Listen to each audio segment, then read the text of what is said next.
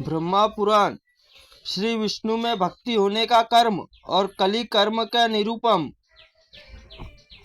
मुनियों ने कहा, महामते, हमें भगवान श्री कृष्ण के समीप जागरण पूर्वक गीत सुनने का फल सुना है। अब उसे चांडाल परम गति को प्राप्त हुआ है। अब जिस तपस्या से कर्म से भगवान विष्णु हमारी भक्ति हो सके, हमें बताइए। इस समय हम इस विषय में सुनना चाहते हैं। व्यास जी बोले, मुनिवरों, श्री कृष्ण की भक्ति महान फल देने वाली है। वह मनुष्य को जिस प्रकार होती है वह सब प्रकार बताता हूँ, ध्यान देकर सुनो। ब्राह्मणों, यह संसार अत्यंत घोर और समस्त प्राणियों के लिए भयंकर है। नाना प्रकार के सैकड़ों दुखों से व्याप्त है। मनुष्य हृदय में महान मोह का संचार करता है और इसी जगत में पशु पक्षी और हजारों योनियों में बारंबार जन्म लेकर पश्चात देहधारी जीव कभी कभी किसी प्रकार मनुष्य का जन्म पाता है। मनुष्य को ब्राह्मण तत्व में भी विवेक और विवेक में धर्मनिष्ठ बुद्धि और बुद्धि से कल्याणमय मार्गों का ग्रहण होना अत्यंत दुर्लभ है। मनुष्य के पूर्व जन्म में संचित पाप जब तक नष्ट नहीं हो जाते तब तक मनुष्य जगन्नामय भगवान वासुदेव की उनकी भक्ति नहीं होती। अतः ब्राह्मणों, श्री कृष्ण जिस प्रकार भक्ति होती है वह सुनो। अन्य देवताओं, मनुष्य जो मन, वाणी और क्रिया द्वारा तद चित्त से भक्ति होती है, वही यज्ञ में उसका मन लगता है। फिर एकाग्र चित्त होकर अग्नि की उपासना करता है। अग्निदेव संतुष्ट होने पर भगवान भास्कर उसकी भक्ति होती है। तब उसके निरंतर सूर्यदेव आराधना करके लगता है और सूर्यदेव को प्रसन्न होने पर उसकी भक्ति भगवान शंकर में होती है। फिर वह बड़े यत्न से विविध पूर्वक महादेव जी की पूजा करता है। जब महादेव जी संतुष्ट होते हैं तब मनुष्य की भक्ति भगवान श्री कृष्ण में होती है और वह वासुदेव संज्ञक अविनाशी भगवान जगन्नाथ का पूजन करके भोग और मोक्ष दोनों प्राप्त कर लेता है।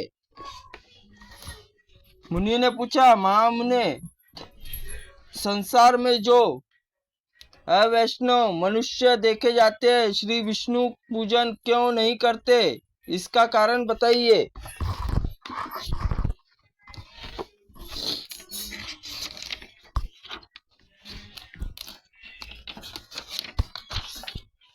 ऐसे लोग मनुष्य अधम है। श्री हरि के माया से उनकी बुद्धि भारी हो गई है।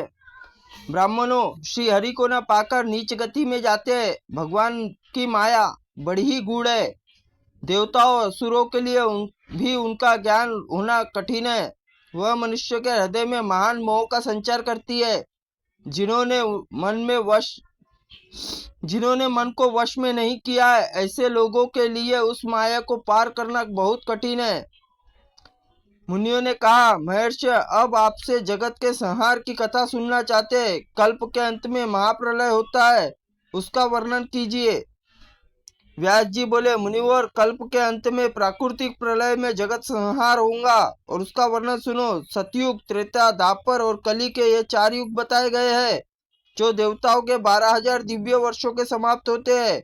समस्त चतुर्युग स्वरूप एक ही होते हैं। सृष्टि आरंभ सतयुग होता है और अंत में कलयुग होता है। ब्रह्मा जी प्रथम कलयुग से जिस प्रकार सृष्टि का आरंभ करते हैं, वैसे ही अंतिम कलयुग में उसका उपसंहार करते हैं।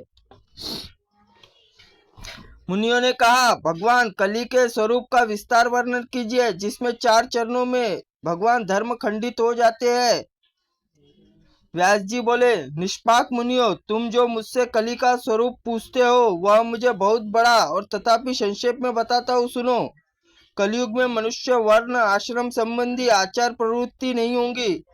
सामदेव, ऋग्वेद, यजुर्वेद, आज्ञा पालन और कोई प्रवृत्त न होकर कली विवाह को धर्म नहीं माना जाएगा। शिष्य गुरु के अधीन नहीं होंगे। पुत्र भी अपने धर्म का पालन नहीं करेंगे। अग्निहोत्र नियम उठ जाएगा। कोई किसी के भी कुल में क्यों न उत्पन्न हुआ हो, जो बलवान होगा वही कलयुग में सबका स्वामी होगा। सभी वर्णों के लोग कन्या बेचकर जीवन निर्वाह करेंगे। ब्राह्मणों, कलयुग में जिस किसी का भी वचन होगा वह शास्त्र नहीं माना जाएगा। कलयुग में सब देवता होंगे, लेकिन सबके लिए सब आश्रम होंगे। अपनी अपनी रुचि के अनुसार अनुष्ठान करके उसमें उपवास करके परिश्रम, ध्यान, धर्म कहा जाएगा। कलयुग में थोड़े से धन से मनुष्य को बड़ा घमंड होगा। स्त्री अपने केशों को रूपवती होने का गर्व होगा। स्वर्ण मणि रत्न आदि वस्त्रों को भी नष्ट हो जाने पर स्त्री केशों के ही श्रृंगार करेंगी। कलयुग स्त्रियां धनहीन कलयुग की स्त्रियां धनहीन और पति को त्याग देंगी। वह धनवान पुरुष के ही युवतिया का स्वामी होंगी। जो अधिक देगा उसी से मनुष्य अपना मालिक होंगे। उस समय लोग प्रभुता के कारण संबंध रखेंगे। द्रव्य राशि घर बनाने में समाप्त हो जाएंगी। उसे दान पुण्य न होंगे। बुद्धि द्रवों का संग्रह मात्र में ही लगी रहेंगी। उससे द्वारा आत्मचिंतन न होगा। सारा धन उपभोग में ही समाप्त हो जाएगा। उससे धर्म अनुष्ठान न होगा। कलयुग की स्त्रियां स्वेच्छाचारिणी होंगी। हाव भाव विलाप और उनकी संपदा अन्यथा धन पैदा करने वाले पुरुषों में ही आसक्त होंगी। सुदर्शो निदेश करने पर मनुष्य एक एक पाई के लिए दूसरों के स्वार्थ की हानि कर देगा।